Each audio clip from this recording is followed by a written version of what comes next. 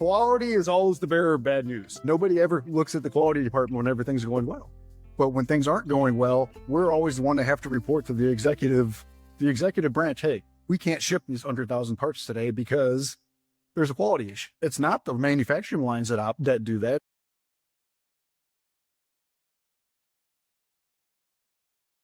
Ladies and gentlemen, boys and girls, thank you so much for being here. My name is Jim Mayer. I have a company called The Manufacturing Connector. Some of you know who I am. Some of you don't. And if you don't, I'm a guy who just talks to people on stages like this all day long. I'm fortunate enough to be joined on this stage with a person who has spent years in manufacturing, now at Gibson. We've got a person who measures quality on shop floors all the time, and somebody who literally tells us stories of all the shops that she's ever walked into.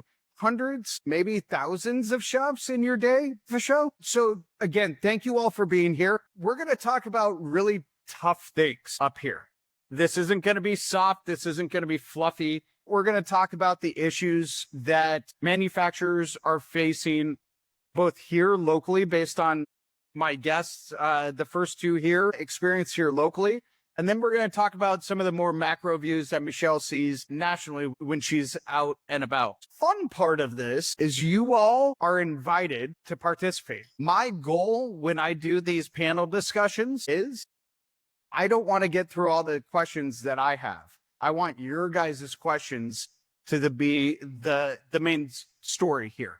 Is that fair? I am not hearing way enough energy out of you guys. Is that fair?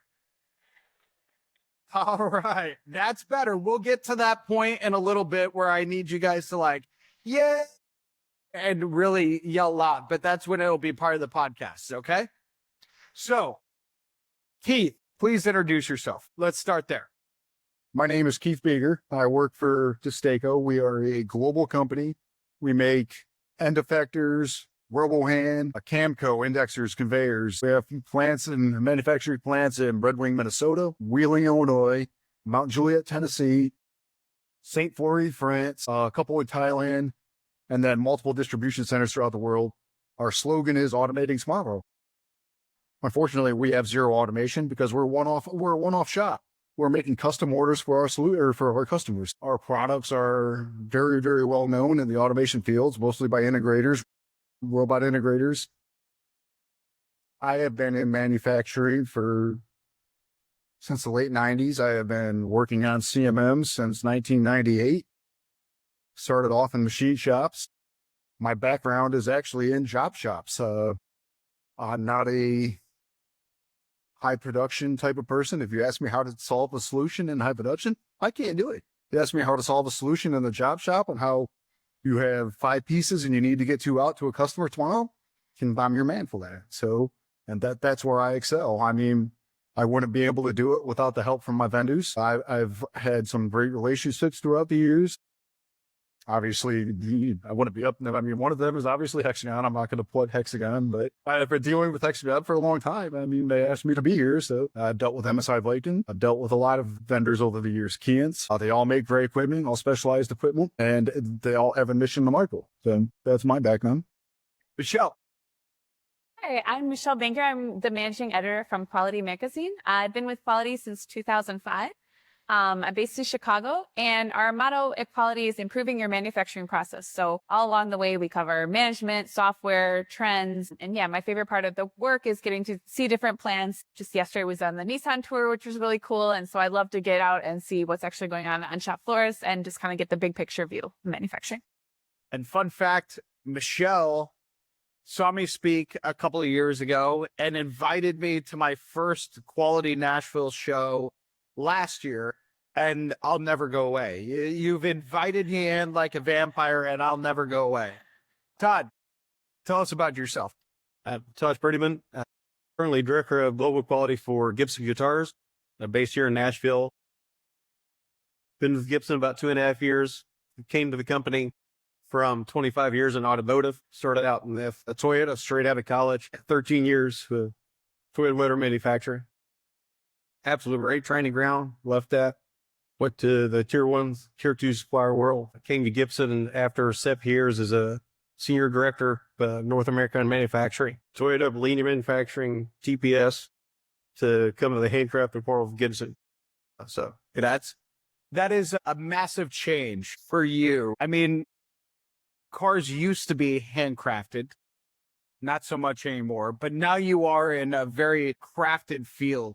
How was that adjustment for you going from an automotive, more mass production into literally building the coolest little instruments on earth? guitar manufacturing is a lot more complex and technical than most people would give them credence for, but at the end of the day, a manufacturing process is a manufacturing process. Final, it's observable, it's measurable. So that's the piece they've kind of missed out on a little bit. And we've been trying to, elevate that and put some structure around some of our systems. And caught away, you guys mentioned your slogans. Gibson, our slogan is do epic shit. And I beat you up. and you can cuss as much as you want. I've already gotten the okay from Hexagon. Cuss away, because I'm going to cuss like a fucking banshee. I was the first. You were. Well done. All right. So, Kieth, you're on the floor.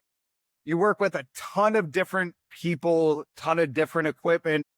What is a problem that you keep seeing over and over and over again that over the course of your career has not seen a course correction? Understanding the differences between layout, quantum weight, and CMM data. Okay, they're two completely different types of equipment. Most people in manufacturing think CMM is a be-all, end-all piece of equipment that can do everything. And it has their strengths. They have their weaknesses. There are sometimes better ways to do it. And trying to get people on the shop floor to understand those differences is very difficult. I've been doing it for a long time. I understand those differences. And our manufacturing engineers and everybody says, well, your CMM's wrong, or CMM's wrong. Well, the CMM's right. There's generally an underlying problem elsewhere that needs to be diagnosed to be able to address the problems on the shop. And sometimes that's harder to solve than it needs to be. Yes. Todd, what about you? What are some of the pressures that you at such a crafted manufacturer like Gibson experiences day in and day out? And I know you haven't been there the breadth of your career, but what is something that either you've heard has been around for a while or something that you understand that needs to be solved? For me, it's really just the recognition that process variation is our enemy. And even in a craft-based world, they think of standardization as the antithesis of craftsmanship, when standardization actually enables craftsmanship to happen. You can give a predictable part to a person and let them hand sand, shape, sculpt, glue, angle. If you have a predictable income input, you have a predictable output. I love that. Michelle, with all the hundreds, if not thousands of shops you've been in, what is a common thread that you can connect as far as issues that each of those shops are facing? Yeah, I mean, quality is always a challenge. I feel like no matter what you're doing, it's automotive or, micro medical parts, there's always an important push for quality. And, there's so many different ways to handle it, to motivate employees, to have, banners up at, defense contractors showing this is why, this is our why, or just, posters on go home safe today. Everyone follow these protocols. So, I mean, it's so important, but it's still not easy. And someone just today was telling me, when quality goes well, no one notices the group, it's only when there's a recall or a crash or some other big problem that quality gets the attention, it should have had all along. So I think that's definitely an issue. I get that. So let me ask you all out here. Are these issues that you face? Are these the challenges that you guys are facing day in and day out? Is it quality? Is it humans? Is it the processes? Are we capturing the right conversation for you all here? All right. This isn't going to work. If you guys are not talking, this is not me talking at you. This is not us talking at you. I need more back from you. I heard a yes. Yes, those are the issues. Anybody else? Can I get a second? I saw some nodding over in this direction. Yes. All right. Always quality. One more time. It's always quality. Yes. So quality becomes a fall person? Does quality become the fall person? That Oh, that's a different direction. Is that something you guys see Every day. every day? Every day. Elaborate on that. I'm going off script already. Fuck this shit. Quality is always the bearer of bad news. Like she said, nobody ever looks at the quality department when everything's going well. But when things aren't going well, we're always the one to have to report to the executive branch, hey, we can't ship these 100,000 parts today because there's a quality issue. It's not the manufacturing lines that do that. It's not operations that do that. It's quality's thing. Even though quality isn't the one that made the defect, we are the defectors that are the defects. We are the last line of defense before the customer receives our parts. So you bring up something that is wildly curious. Hey guys, welcome in. Come in. Come on. Grab a drink, grab a name badge. Let's have a great time. I was on Reddit and I spend way too much time on Reddit. If you listen to any of my shows, I bring up Reddit all the time. Reddit is like the bane of my existence, but I love it and I hate it all at the same time. But I was on there the other day and I was reading an anecdote from somebody where they were talking about how quality becomes the fall person. And that's nothing I've ever personally experienced. It's not something that I have watched. But the account of this person walking through how we're just some ones who are looking at data at the end of the day, right? So my question back to that poster was why? Why are you the fall person? Why is quality? Is it because we're not training our machinists well enough or our operators well enough, depending on your processes? Why does quality become that person? Todd, what's your view? Why does quality become the fall person? You're not going far enough in your 5 why. All right, let's go. Let's go. Honestly, if you're getting to that point from my level, from a quality management system, allowing that number of defective parts to be produced without protection, and tells me, control plan errors in measurement systems. So you have these system failure. So quality is a manufacturing system. We define it to measure processes, control processes. And yes, sometimes we're the bearer of bad news, but it's our role to be that person. And in my mind, for the conscience of the company, I'm sitting on the CEO's right shoulder telling him, direction, good news, bad news, what's going right, what's going wrong. Are you the angel or the devil in that scenario? What day of the week is it? I like it. It's our job to build a quality management system with, that produces enough data and the right data that makes it visible to everybody in real time. If data is just a dashboard, it becomes a wallpaper and it's ineffective. Got it. If the data is recognizable and readable by people, and not just somebody sitting in an office, but somebody on a shop floor can recognize a trend, out of control, out of specification. We need to make that level of visibility on the shop floor level so I don't have to be the bearer of bad news. Got it. Michelle, is this something you see across a lot of different facilities? Yeah, definitely. I was just thinking, like, why is quality blamed? Like, of course, there's the design that could have been part of the problem, and the design is separated from the manufacturing. And if they were closer, this could address it. So yeah, I feel like there's so many things people need to, look at the root cause and all these other big picture issues. And so it doesn't get to that last point and all the finger pointing and blame and problems. But it's an important thing to discuss. And again, quality has to be the bad guy sometimes, but it's important that there is someone there to say, like, it's not going to help the company, even if we meet our sales, target this quarter, down the road, it's going to go badly. So for those of you here in the audience, are you mainly quality folks? Let's hear a cheers. Cheers for quality. Anybody operations? Okay.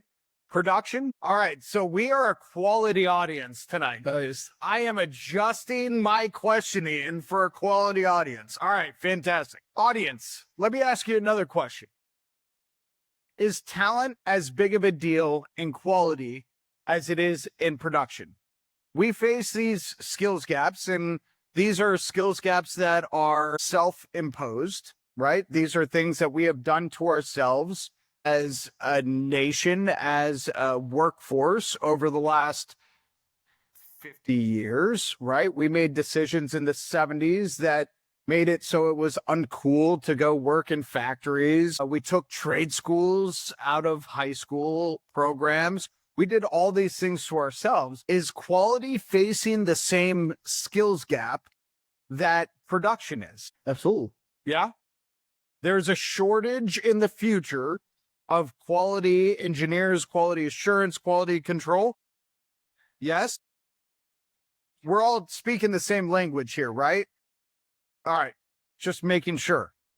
Why? If you need to hire a manufacturing engineer, you're going to look for somebody that studied manufacturing engineering in college, has a BS degree. Mechanical engineering, electrical engineering, same thing. Or you're going to find a quality engineer. 90% of them are coming from the shop floor and taking their licks on the floor and they're working their way up. They did a good job. We promoted them. Didn't necessarily give them a pat on the back, but didn't give them the skills to succeed as a quality engineer. There's development happen way, way, way too often. It's totally management's fault when that comes about. Wow. In my opinion. I love it. Great answer. Colleges don't teach. There's no degree you can get. There's no degree you can get quality engineering. You're either taking industrial engineering, mechanical engineering, manufacturing engineering, or the technology degree or some management based. And the colleges aren't giving the tools. They're not teaching GD&T. They're not teaching proper blueprint reading. Those are very basic classes at the college level that the people coming out of schools, even design engineers fresh out of college, don't truly understand geometric dimensioning and tolerance. But you have machinists coming out of apprenticeship programs of all across this country that understand GD&T. So is that your pipeline? Even the machinists don't understand GD&T. GD&T is very, very, the large companies in the world, their design engineers do very well with GD&T, but really, my companies are all too. Our design engineers have flat out told me, you do not understand GD&T. That's why we don't use it as well as we should. And they're all degreed engineers, very smart design engineers. They can design a part, but how you put it on the print, how you quote it, it's very difficult. The other side of that, again, the quality side is the hiring quality engineers. What is a quality engineer? There are so many different fields of quality engineers. CMM programming. Some certain companies will hire CMM programmers as a quality engineer. A quality engineer can be a PeepCAD guy. A quality engineer can be a data guy. A quality engineer can be this. A quality engineer can be that. You know what a manufacturing engineer is going to be. You know what a mechanical engineer is going to be. You know what an industrial engineer is going to be. What are you looking for when you're asking for a quality engineer? It's a very broad subject. Michelle, what do you think? Like, how do we fix this? From an editorial, from somebody who is in all these shops all the time, why is this still a problem?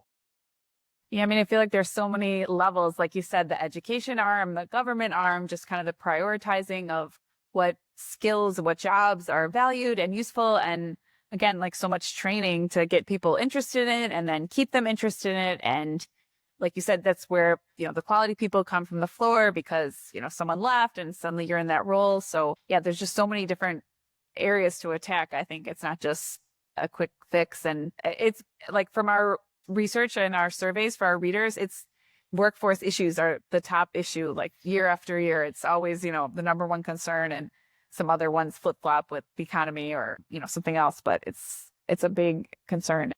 So is there a retention issue as well with quality? You hear all the time, machinists will go down the road for 50 cents more an hour, right? Do you have that same problem on the quality side? Maybe on the engineering side, most companies do not let good CMM programmers do. I can tell you that because they're very difficult to find. The quality engineers, engineering in general, I think the employees, they go to work for a company for 3 to 5 years and then they move on because they get stale at the company they're at and they're not learning new tasks. So they go somewhere else to expand their tasks or expand their role, expand their knowledge. So we do see it on the engineering side, but not so much in the hourly workforce. Got it. Same over there.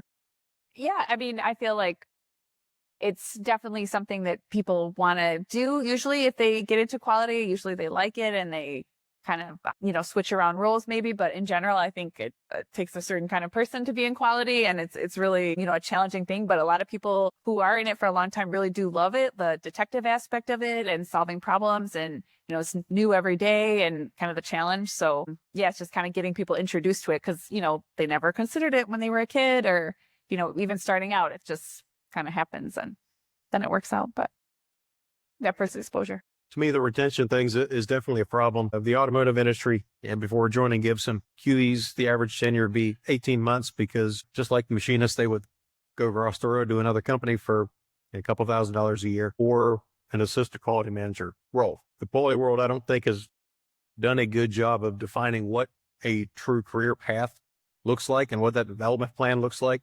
When was the last time you saw somebody get a scholarship to go pursue a CQE? We're doing that now and developing some of our young engineers. She's going to be really excited when we start talking about solutions. So I like her. Question. Yeah. But first of all, everything you said, I think from work, straight from work, and I feel so validated. Can you? Thank you.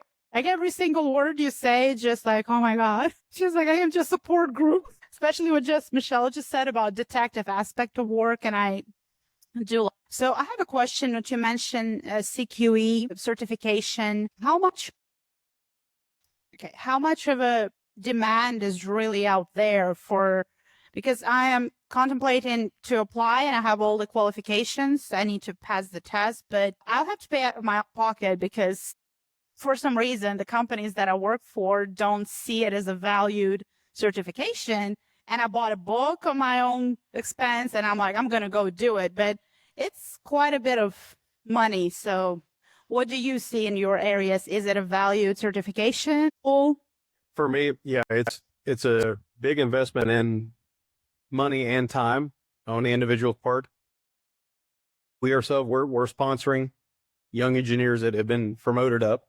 And, that's part of their 24-month development plan. We're giving them time to walk through it. Me personally, if I have an applicant that's got some experience, that's got a CQE certification versus somebody that's got just a general degree or no degree, I'm going to weigh pretty heavily on that CQE because that's a lot of commitment. Even if somebody else is paying for it, it's not easy. It's a lot of time. It's a lot of study. And it's me is demonstrating that you're committing that much time to that skill set and that investment in yourself. You're probably going to be an employee that I'm going to be interested in and probably retain. What's your experience there? I think it is a great thing to put on your resume. Having that certificate, even if the company you are currently working for does not value it, it is something great that a lot of companies, if you're looking on LinkedIn, a lot of companies will say must have ASQ CQE certification, ASQ CQT. Having any of that ASQ membership or ASQ certifications is always great to put on your resume. You are not doing yourself any disservice by not approaching it. So if that is something you feel like you're doing, by all means, go for it. It is a great program to do. It'll pay for itself sooner or later, whether with your current company or with somebody else. Michelle, what do you see broad strokes, Mike, across the country, the different shops? Is that as valuable as it sounds? Yeah, I would say definitely just anecdotally hearing people say like this led to the next 3 jobs I had and opened a lot of doors. And so, yeah, people do seem to find value in it. And like you said, recognition, and it's like having an ISO standard, like, okay, that company is doing something extra. And so definitely. I love it. Thank you for being the first question.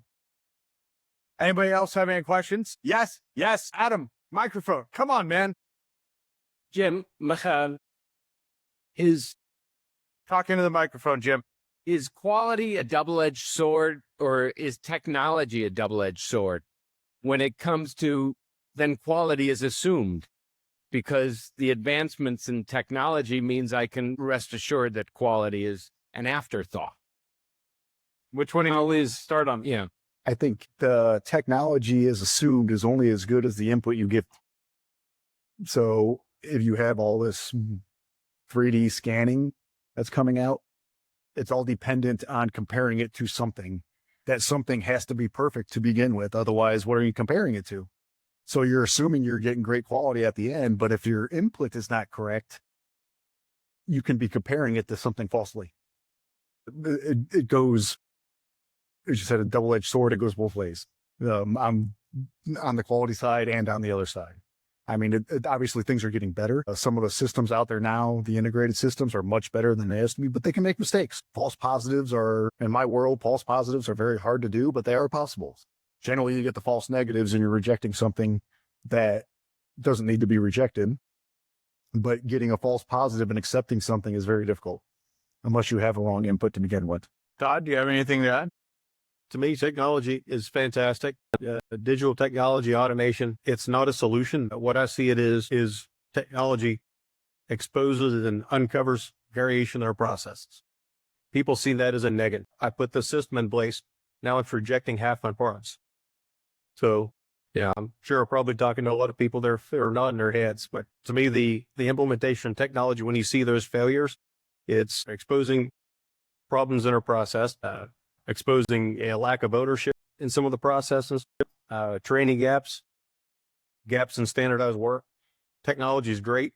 The implementation of it and the execution of it is absolutely critical. I'm walking through that right now and actually partnered up with a company that for the first time in my career, they came in to help us facilitate some of this, but brought industrial psychologists with it. Because we've been in Nashville for 50 years hand making guitars. And they get that, well, we had a 50th anniversary celebration one day. The next day at the USA facility, we had a 50th anniversary celebration for an employee. So that's the kind of tenure we have. They get that change management is absolutely key. The communication of that, the number of touch points with people that are impacted by it are absolutely critical and have to be deliberate. That's a lesson I've learned here in the last 2 keynotes. Joe, what are you seeing?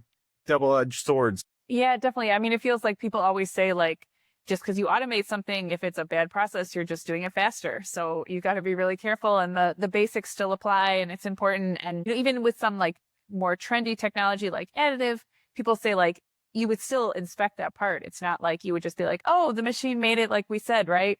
Okay, you have to always check. And so yeah, it's definitely something to keep an eye on both. Awesome. You had something. Miss Green Shirt, I'm sorry I don't know your name. My name is Arletta Moore. All right. Nice to meet you. Thank you. My question is from earlier. We were talking about having good quality candidates for quality engineers. I've been a supply quality engineer since 2011. And I think the problem is because we have such a gap is because the quality engineers and the SQEs are getting beat up so much that at some point they're just like, look, I need to see something different, or I need to go to a different company. And that's been my experience, because in quality, we have to do so much. And at some point we get exhausted and tired. I love quality. I love trying to find continuous improvement, things like that. I love processes, but sometimes I'm doing this work that's not, I see it's not value added, but it could be, but you're doing that so much that at some point you're just like, okay, maybe this is not the company, maybe this is not the position. So I just kind of wanted to get your guys' feedback on that, because that's what I've been experiencing, is that we've been beat up so much.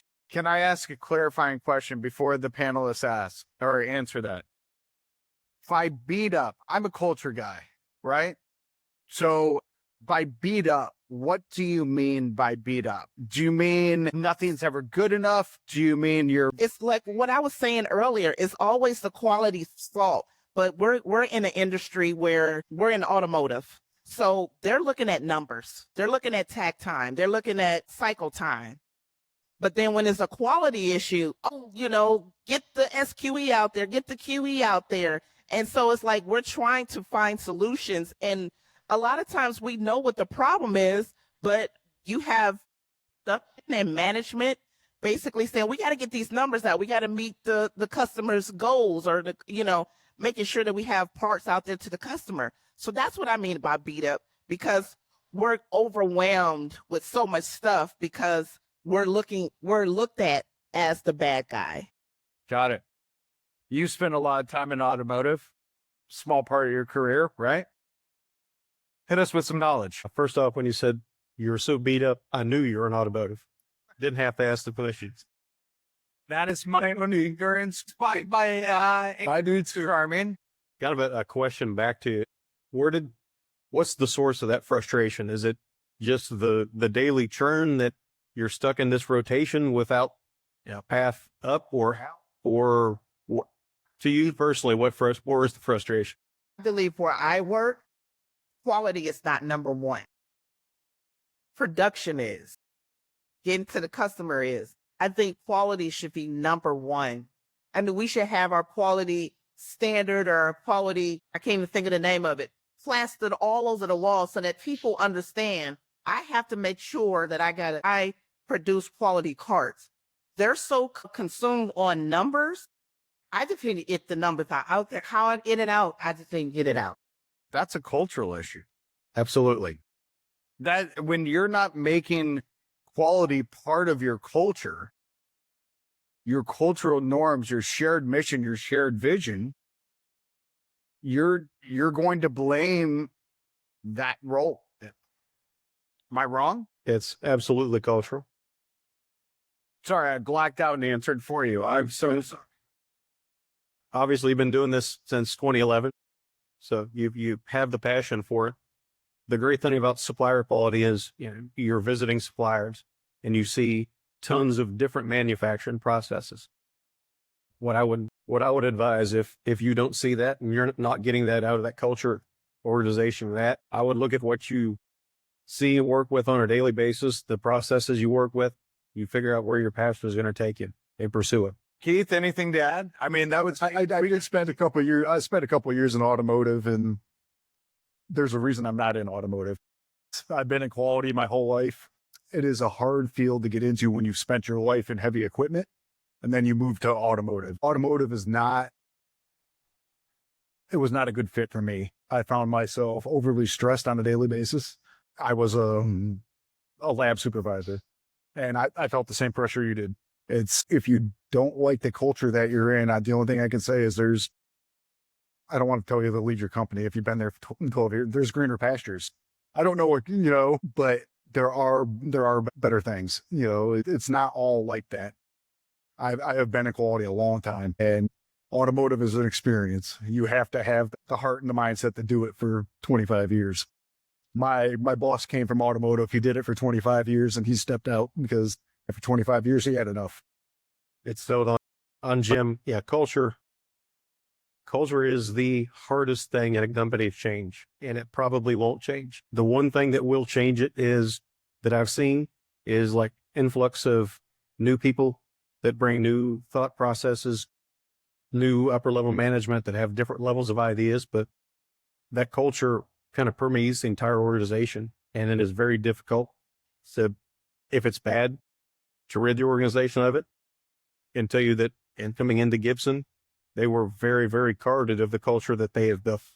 The point where it was probably a 6-month discussion with them before coming on board, because they weren't that protective of the culture they built over the course of, out of the bankruptcy, 7 years. wow. Michelle, anything that you want to add? I just want to say that sounds like a really hard situation, and it's not a fun feeling to feel like the bad guy. It's like when a goal gets past the goalie, it's like, well, everybody else was involved on this process too. It's not just the goalie's fault that went through. And yeah, I've heard so many horror stories of people, just other industries where, people, there's some fraud. They're trying to pass off a part for a submarine door or something really egregious. And the company just is sort of like, oh, I think that must have been a mistake. And that guy is a nice guy. He didn't mean it. And, the quality guy has to stand up and say, or a girl, in this case, it was a woman too. And she said, no, it's not right. And if you do pass this part, I'm calling the other shipbuilders and letting them know. And then, they did an investigation. Turns out the inspector who had been there 20 years lied. And eventually she was let go because they said she wasn't fitting in well with the culture. But she said, it's a good fit. And she switched careers briefly and then got back into it. And because of that, she said whenever she tells that stories in interviews, she always gets the job, because people are like, Yes, we want someone with a backbone who has a conscience and stand up and not let the submarine door break because we just wanted to get the bonus. And so, yeah, it's so many stories. Oh, I loved all these questions. I don't want to just throw anybody else over here have questions because I'm looking this way. I'm not looking at you guys. You guys good? All right, let's go. I actually want to piggyback on what Michelle was saying. And we talked about this earlier, that it takes a certain personality to work as quality engineer, because you have to have a backbone, but you also have to listen to people and talk to people and be very creative in communicating, but also have to face the customer, but you also have to face your management, tell them no to people that take your salary. So I just maybe wanted to get maybe everybody's insight on what it takes to be a good quality engineer versus one personality traits that include throwing lack, maybe trying to be nice to everybody, which is sometimes a problem for us women because we are treated differently when we act assertive and we call aggressive instead of men in the same situation be called, assertive and confident, and we're all differently. So I wanted to discuss that topic a little bit. Do you want to? I will give you my microphone because you are asking way better questions than I am. What do you guys have to say about that one? Fuck me. I learned a long time ago is pick and choose my battles. Not every 10th is worth an argument with management. And that did wonders for my soul, honestly. I've been a happier person since, but my first 15 years in quality as an inspector, I fought every little thing that was out of tolerance. I said it was wrong, it's wrong, it's wrong. Fact of the matter is the part's still assembled. It wasn't, and I know the prints are technically the Bible, but we all know things sometimes are over-engineered. Pick and choose your battles. If you know it's not going to cause a problem, don't fight it. If you know it's a showstopper, a safety issue is critical to quality, use those battles. Don't fight every little thing that's wrong. It'll help you in the long run. Todd? So, yeah, I'm actually recruiting for a senior QE right now. So You're in top. Saw the position that I am not advocating poaching her, but please go out and take her because she's great. I'll give you my perspective on what I'm looking for from a candidate. Yeah, not necessarily for this role, but I'm always evaluating really first and foremost how that person's going to fit in your organization. It goes back to the culture. You've got to be able to function effectively. You hit on it earlier, people skills, being able to talk to people, talk to a manager, talk to a plant manager, VP, CEO, or a line oak, and relate to those folks equally well. Technical, analytical skills, always important, but I'm going to balance and kind of bias what I'm looking for based on the needs of the role. Yeah, people skills, analytical skills are kind of first and foremost. What I would say is don't try and be who you're not. Be authentic, own who you are. If you got a weakness, acknowledge it. Talk about how you're working on it. If you lie about who you are going into it, you're going to be a rough fit through the entire duration of that position. Yeah, I feel like you said, there's so many skills involved and so many people you have to work well with and keep sight of the big picture and the customer. But like you said, management is paying your job, so you don't want to complain and fight every battle. But feels like so often too, people tell me that soft skills got them ahead in their career. So, their partner is a really technical person, but they've gotten way further in their career because they've managed to, network better and kind of listen, have those, emotional intelligence skills. The example she used, this person at a conference once was saying, like, if you went to a party and you didn't know anyone and you needed a ride home, she's like, my husband would just start walking home. He wouldn't even try to say, hey, who lives in my area? Let's get a ride together, So you need to be able to work with a group and kind of network. And so just one idea. And before we dive into closing this segment, I want to just real quick, what I heard from you was psychological C, was a sense of belonging as a woman in a primarily male dominated space. And we've seen over the last 6 months, we've seen a young woman be murdered at her job site. Young woman named Amber Check was murdered by a coworker. This is an industry where men had dominated conversations, have dominated the hiring roles, have dominated the skill set, quote unquote, and have made it unsafe psychologically, maybe not always physically, sometimes in the Amber Check's case, physically unsafe, but psychologically unsafe to exist in these spaces. Am I hearing some of that? My mic died. Well, fuck that. Am I hearing what you're saying correctly? Am I picking up on like the reading between the lines type shit? I've worked in, I have manufacturing engineering degree. I've worked in manufacturing 20 years, how dealt with male-dominated environment, but I would say it feels unsafe that sometimes it feels that women are judged differently based on same characteristics and same behavior. Yeah. And quality, what requires you to be, well, excuse me, since we're using first word scare a bit. And for women, you are basically, you're not raised with this behavior. You're expected to be non-difficult, and magically, a lot of amazing women that I work with, they manage to combine being very nice and supportive to people and being very firm in their principles and adheres to standards. So I see that women are doing an amazing job and this will magically match this untouchable characteristics, but it is more difficult, I would say, for a woman to raise power to the standards. Yeah. Definitely equality. Definitely in Wally, because a lot of floor level people call it inspectors. A lot of them are women. You call it higher up. You don't see that many quality men.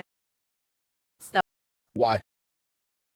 I have a friend, supply fry, one time, and she became a quality matcher by accident, essentially, because her matcher just walked out and she stayed. And she rises to the occasion. She's a great engineer, very skilled, very, very good in her job. And she became manager overnight. And she faced this part of the job because of the pressure she feels all the time of the company and found the higher up, which tried to win. They raised her pay by 30% over highs, but just saying that. And she was figure in, right? This thing. Got Tell that. So to the panel, psychological safety. This is a new generation that we are bringing into the workforce. We've had a lot of conversations. I'm not trying to discount what your last story, but I want to focus on that psychological safety, boundaries, etc. How do you see quality adjusting to the boundaries that Gen Z, Gen Alpha are starting to place on the world of work? And I'm not taking this shit home with me. I am not going to allow myself to be treated this way at work, et cetera, et cetera. Is quality something that is an inviting place for this kind of boundaries? Manufacturing is different today than it was 20 years ago. You've got Gen Z coming up that grew up watching their parents come home from a factory beat down, dirty, sweaty, and it's not a sexy job. It was never portrayed as that. So they've got a bias. That's not what they were to do. It was preschools were looked down upon at high school. Everybody's pushed to go to college and get a degree, get masters, and move on. So quality is kind of facing, to me, the same challenges we have filling all of our shop floor positions, but to an even more unique aspect, the people with the technical and inquisitive aspects that you need to have in a quality position. Okay. Keith, I don't think it's strictly quality related. I think it's manufacturing in general. Manufacturing is never going to be the 32-hour work week, never going to be the 40-hour work week. There's always going to be Saturdays and Sundays.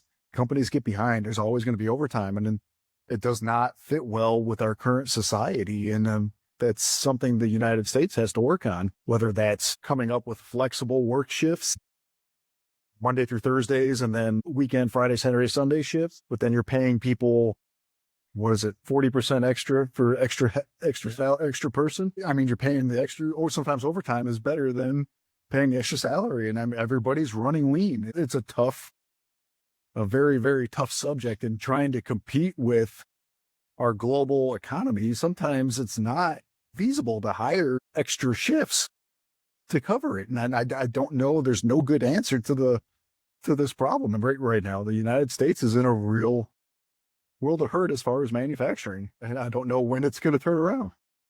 I think we're in a world of hurt. I think that there is a light at the end of the tunnel, but I think we need to work together and build community and have these conversations and really allow ourselves to be vulnerable with each other in order to share lived experiences, hear them, and then create solutions based on those lived experiences. Michelle, what do you have to say? Yeah, I feel like that's so important to be able to speak your mind and not fear that someone's going to shame you and judge you. And that just works better for everyone. Like, maybe I have a bad idea, but that's not going to help anyone. You need everyone to say, like, this might work, and then listen and try it. If it doesn't go well, but let everyone speak. And that's how you continuously improve, and you get input from everyone, and, not just this fear and, negativity. I love it. I love it. Any other questions in this first segment before we take a whiskey and maybe a bull riding break? Who's going to ride the bull first? Jim Olin? Yes. Yes. That's what I'm talking about, guys. Thank you.